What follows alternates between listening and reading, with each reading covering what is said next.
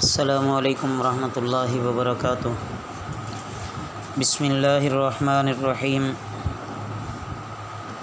عزیز طلباء، تفسیر کے آج کے سبق میں ہم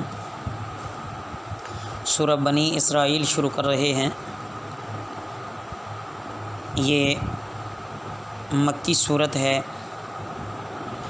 اس صورت میں حضرت صلی اللہ علیہ وسلم کے اسراء اور معراج کو بیان کیا گیا ہے۔ معراج کا واقعہ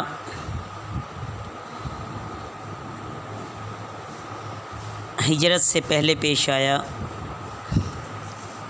مختصراً آپ کے سامنے معراج کے بارے میں عرض کیے دیتا ہوں کہ ایک رات آپ صلی اللہ علیہ وسلم حتیم کعبہ میں لیٹے ہوئے تھے کہ جبرائیل اور میکائیل علیہ السلام آئے اور کہا کہ ہمارے ساتھ چلیے۔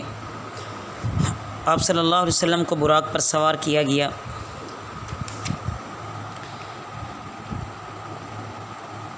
ملک شام میں مسجد اقصیٰ تک پہنچے۔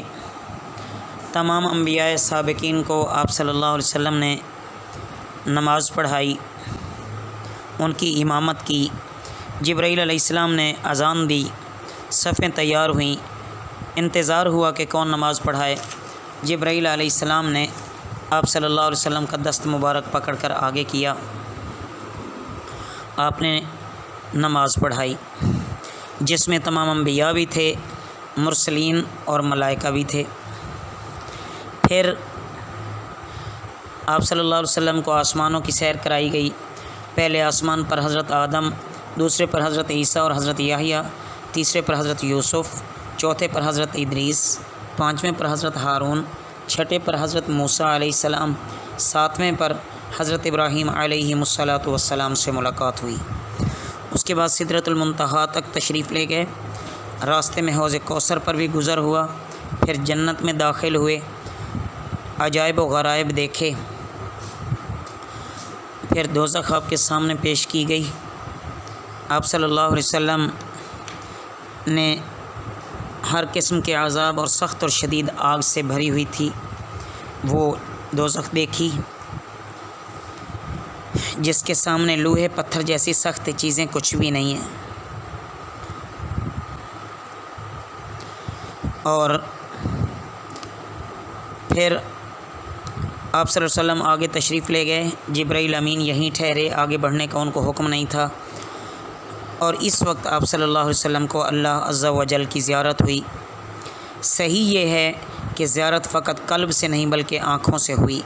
حضرت عبداللہ بن عباس رضی اللہ تعالیٰ عنہما اور تمام محققین صحابہ اور ائمہ کی یہی تحقیق ہے۔ آپ صلی اللہ علیہ وسلم سجدے میں گر پڑے اور اللہ رب العزت سے ہم کلامی کا شرف حاصل ہوا۔ آپ صلی اللہ علیہ وسلم پر 50 نمازیں دن رات میں فرض ہوئیں۔ پھر واپسی پر حضرت موسیٰ علیہ السلام کے پاس سے جب گزر ہوا تو انہوں نے آپ کو فرمایا کہ میں نے 50 نمازوں کا، انہوں نے پوچھا تو آپ صلی اللہ علیہ وسلم نے بتایا کہ 50 نمازوں کا دن رات میں حکم ہوا ہے۔ حضرت موسیٰ علیہ السلام نے فرمایا کہ آپ کی امت سے 50 نمازیں ہرگز نہیں پڑھی جائیں گی۔ واللہ میں آپ سے پہلے لوگوں کا تجربہ کر چکا ہوں اور بنی اسرائیل کو خوب بھگت چکا ہوں۔ تخفیف کی درخواست کیجیے۔ آپ صلی اللہ علیہ وسلم آتے جاتے رہے، حضرت موسیٰ علیہ السلام کے پاس ملاقات ہوتی رہی۔ بالآخر 5 نمازیں رہ گئیں۔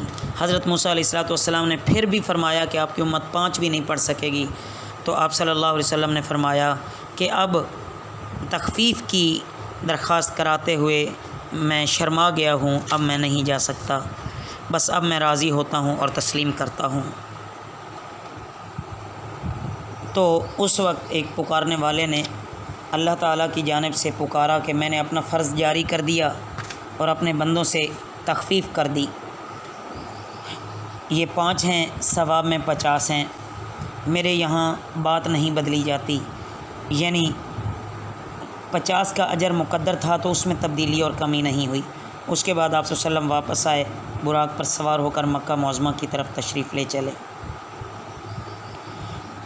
قریش کے 3 تجارتی قافلوں پر گزرے بعض کو آپ صلی اللہ علیہ وسلم نے سلام بھی کیا، انہوں نے آپ کی آواز پہچانی، اور مکہ واپس ہونے کے بعد انہوں نے اس بات کی شہادت بھی دی۔ جب آپ صلی اللہ علیہ وسلم واپس تشریف لائے اور یہ خبر قریش میں پھیلی تو ایک عجیب عالم تھا، کوئی تالیاں بجاتا، کوئی تعجب سے سر پر ہاتھ رکھتا، کوئی تمسخر سے ہنس رہا تھا۔ سب نے امتحان کے غرض سے سوالات شروع کر دیے کہ مسجد اقصیٰ کے کتنے دروازے ہیں، کتنے طاق ہیں، یہ کون شمار کرتا ہے بھلا۔ بس آپ کو سخت پریشانی ہوئی، مگر بطور معجزہ مسجد اقصیٰ آپ صلی اللہ علیہ وسلم کے سامنے کر دی گئی۔ آپ صلی اللہ علیہ وسلم نے شمار کیا اور بتاتے چلے گئے۔ اب قریش بھی چپ۔ حالات اور صفات تو بالکل درست بیان ہوئے۔ اس پر حضرت ابوبکر صدیق رضی اللہ تعالیٰ عنہ خطاب کر کے کہنے لگے، قریش کہ کیا تم تصدیق کرتے ہو کہ آپ صلی اللہ علیہ وسلم ایک رات میں مسجد اقصیٰ تک پہنچ گئے اور لوٹ بھی آئے؟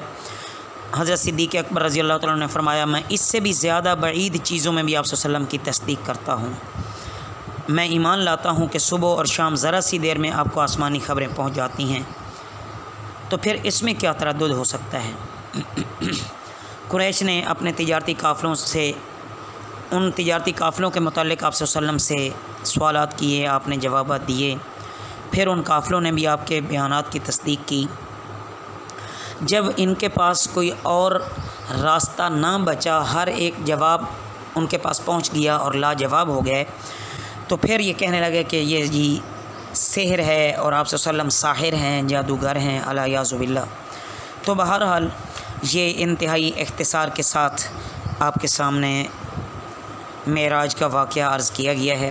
باقی جیسے جیسے آگے تفصیل آتی جائے گی انشاءاللہ بیان ہوتا جائے گا۔ دیکھیے، بسم اللہ الرحمن الرحیم، شروع اللہ کے نام سے جو بڑا مہربان نہایت رحم والا ہے۔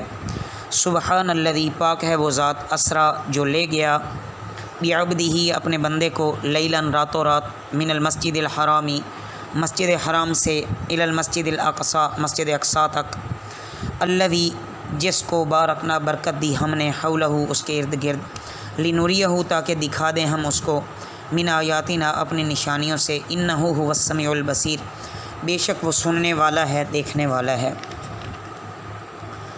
تو عزیز طلبہ، یہاں دیکھیں کہ لیلاً نکرہ آیا ہے، مطلب یہ ہے کہ رات کے کچھ حصے میں، رات کے بھی کچھ حصے میں آپ صلی اللہ علیہ وسلم کو اللہ رب العزت نے سیر کرائی اور مسجد حرام سے مسجد اقصیٰ تک لے گئے، اور یہاں وہ وعدہ مکمل ہو گیا جو اللہ رب العزت نے تیسرے پارے میں وَإِذْ أَخَذَ اللَّهُ مِيثَاقَ النَّبِيِّينَ لَمَا آتَيْتُكُمْ والا فرمایا تھا۔ تو یہاں تمام کے تمام انبیاء اکٹھے ہوئے اور آپ صلی اللہ علیہ وسلم وہاں تشریف لائے اور ان کی امامت کرائی۔ اللہ رب العزت بیت المقدس جو اہل اسلام کا قبلہ اول تھا، یہودیوں نے قوم کے تسلط سے، یہودیوں جیسی قوم کے تسلط سے اللہ اس کو آزاد کروا دیں، اور پھر ایسے عظیم متبرک مقام کا قبضہ پھر اللہ اہل اسلام کو عطا فرما دیں۔ وَآتَيْنَا مُوسَى الْكِتَابَ، اور ہم نے موسیٰ علیہ السلام کو کتاب دی، وَجَعَلْنَاهُ، اور ہم نے بنایا اسے ہدن ہدایت، لِبَنِي اسرائیل بنی اسرائیل کے لیے، اللہ تتخذوا کہ نہ ٹھہراؤ تم من دونی میرے سوا وکیلاً کوئی کارساز، ذریت اولاد، من حملنا جو ہم نے سوار کیا، مع نوح نوح علیہ السلام کے ساتھ، انہ کانا بے شک وہ تھا، عبداً شکورا شکر گزار بندہ۔ تو عزیز طلبہ، اس آیت مبارکہ میں حضرت موسیٰ علیہ السلام کی بات شروع ہو رہی ہے۔ نوح علیہ السلام کے ساتھ کشتی میں اگرچہ دوسرے مومنین بھی تھے، مگر طوفان اترنے کے بعد جب کشتی سے اترے تو کچھ ہی مدت میں سب مر گئے، ان کی نسل بھی نہ رہی۔ البتہ حضرت نوح علیہ السلام کے 3 بیٹے حام، سام اور یافت یہ باقی رہے، اور انہی کی نسل پورے عالم میں پھیلی۔ حاصل یہ ہے کہ بنی اسرائیل کو نوح علیہ السلام کے ہمراہ کی اولاد قرار دیتے ہوئے یاد دلایا جا رہا ہے کہ تم ان کی اولاد ہو جو نوح علیہ السلام کے ساتھ کشتی پر سوار ہو کر عذاب الہی سے بچے۔ جو احسان تمہارے بڑوں پر کیا گیا اسے فراموش نہ کرو۔ جب تمہارے بڑے جو انبیاء ہیں وہ شکر کرتے رہے تو تم کیسے اس کے تارک ہو سکتے ہو، اس کو کیسے چھوڑ سکتے ہو؟ گویا یہاں ترغیب اتباع ہدایت اور احکام الہیہ کی اطاعت کی گئی ہے۔ اللہ رب العزت اپنے فضل سے ہم سب کو نبی کریم صلی اللہ علیہ وسلم کی کامل اتباع کرنے والا بنائیں اور ہمارے عقیدہ توحید کو اور مضبوط کر دیں۔ وما علینا الا البلاغ المبین۔